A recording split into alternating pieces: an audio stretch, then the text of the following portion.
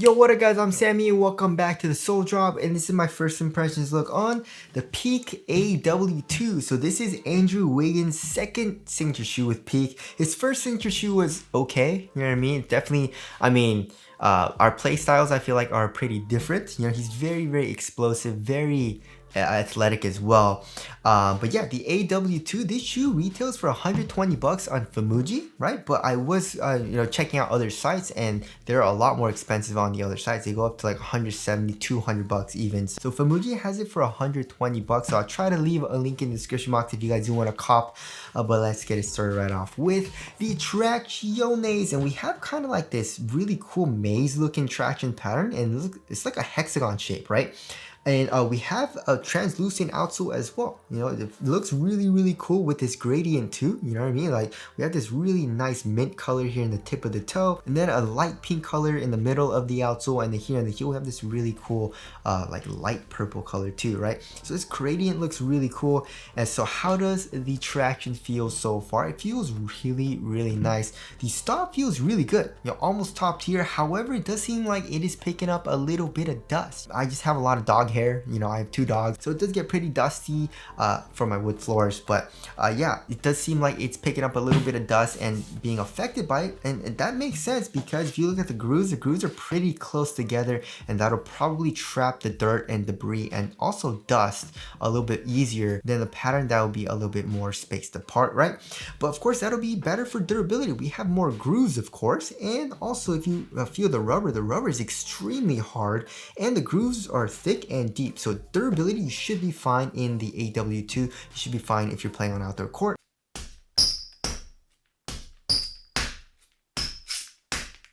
The traction feels really good so far. It's just we'll have to see on the dust performance. And now moving on to the heel to toe transition, it feels pretty dang nice, right? So here in the heel we have a nice rounded shape, right? However, it is hella caged. Look at this.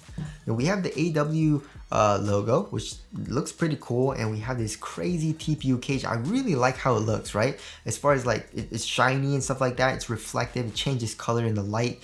One thing I don't like about it though, it's a fingerprint magnet, which doesn't look too good. But also another thing that I don't like about it is that it cages the cushion a lot. So it's not super soft here in the heel, especially for the compression, but it's not terrible because it's still kind of exposed here on the lateral side, right?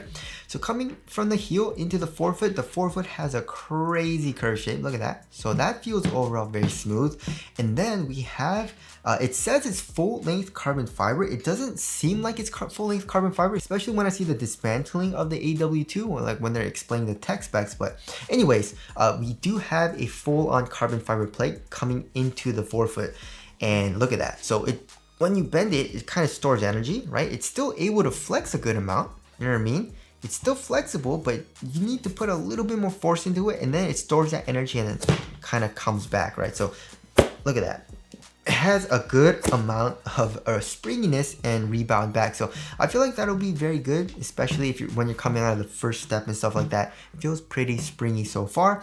And now moving on to the cushioning setup. So the cushioning setup's kind of crazy as far as the tech goes, but how it feels, it doesn't feel that amazing, right? So first of all, like I said before, because of all this cage, this TPU cage, there's not a lot of compression, right? Especially just from the midsole, you know what I mean? There's a little bit exposed, like I said, but still not that much compression.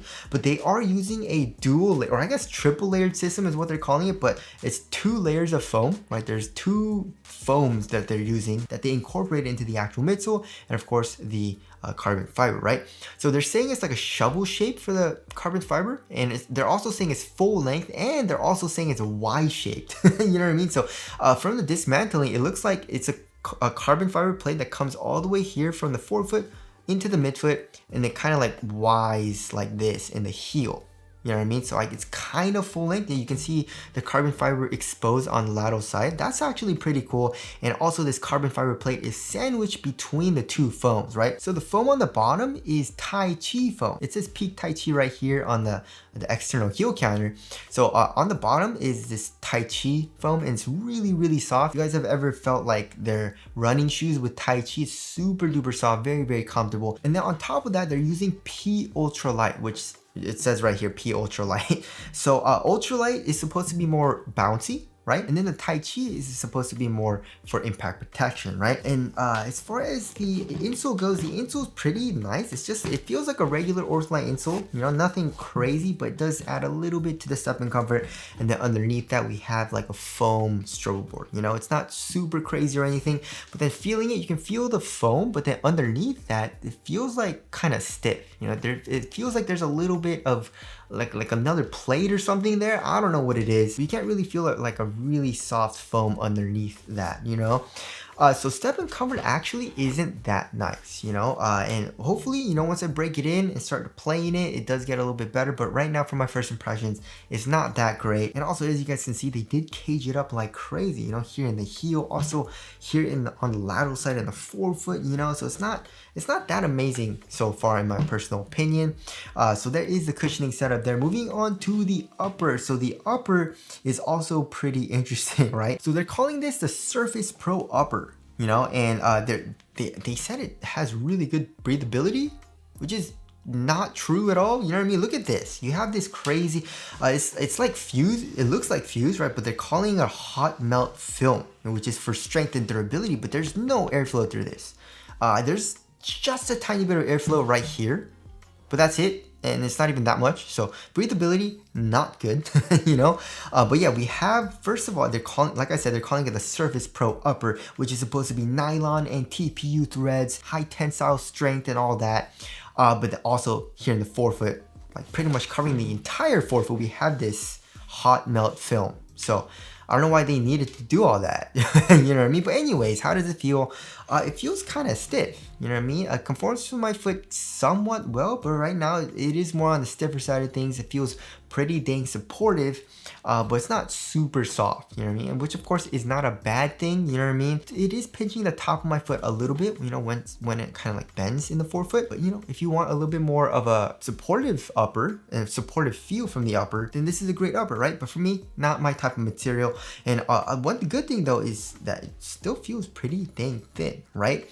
And then coming here into the tongue, we have not that much padding. It's a pretty minimal tongue, and also it's a half booty construction tongue, giving you a better overall one-to-one fit. And then here in the ankle area, there's actually no padding. You know, on the sides, there's very minimal padding, and in the ankle area, I guess there are these Achilles pillows, kinda, you know what I mean? But it doesn't really protrude out. It's not super well padded for these pink parts either, so it's not a crazy cozy upper, you know what I mean? But it is kind of minimal feeling, you know what I mean? But it also doesn't feel super minimal because it is a little bit stiff, you know what I mean? It's kind of weird, but I feel like they want to prioritize support for the upper, which does make sense, especially for Andrew Wiggins, right? So there's that. Moving on to the fit. So I went true to size, and this shoe fits me long, you know what I mean? As you guys can see, look at how pointy the tip of the toe is, and it does run a little bit long. And if you want a nice snug fit lengthwise, you should probably go down half the size, right? But it is a narrow fit. Like I said, it's very pointy here, so it's just a weird fit for me. I don't like the overall fit for this shoe, you know what I mean? Because like, I feel like if I did go down half a size, it'll be very, very snug like here, like on the sides of the shoe, and it'll probably be a little too narrow. So I don't know. I feel like, you know, just be careful with the fit. You know what I mean? Going true to size, it'll probably have a little bit of length, but if you do go down half a size, it'll probably be very narrow. So I guess I would suggest if you have a very narrow foot, then go down half a size. But if you have a normal size foot, maybe go true to size, you know? And if you have a wide foot, probably just don't get this shoe. You know what I mean? Also here in the toe box, it's not super snug, you know what I mean? It definitely is a little bit of dead space, a little bit of roominess, which I don't like either. So it's just a weird fitting shoe, you know what I mean? Length, it's a little bit long, but also narrow, and also, you know, roomy in the toe box. Not a huge fan of the fit, you know?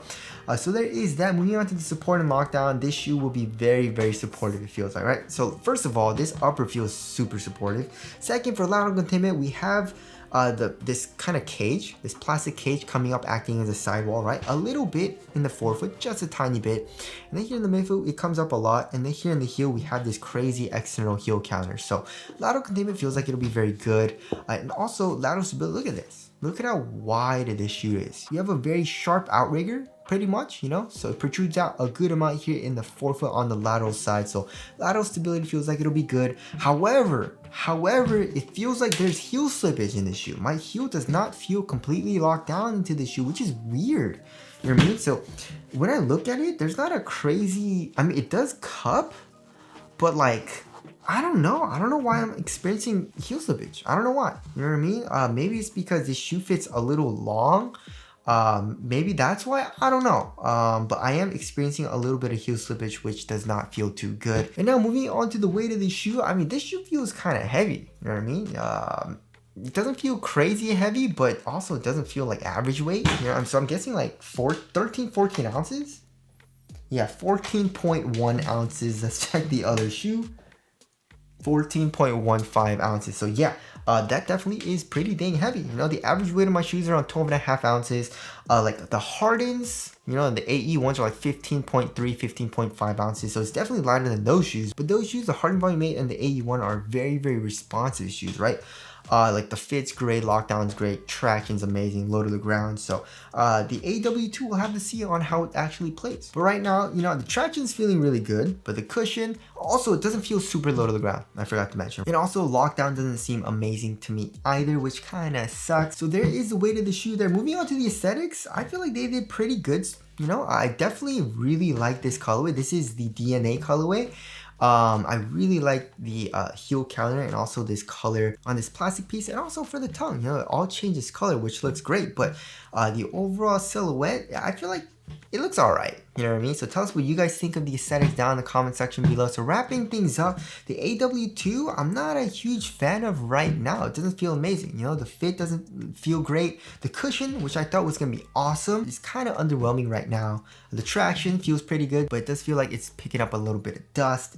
And I don't really like how they added this hot melt film here for the upper, you know, but I understand it for extra support. So anyways, there's my first impressions of the AW2. Hopefully it does break in nicely, but we'll have to see on that.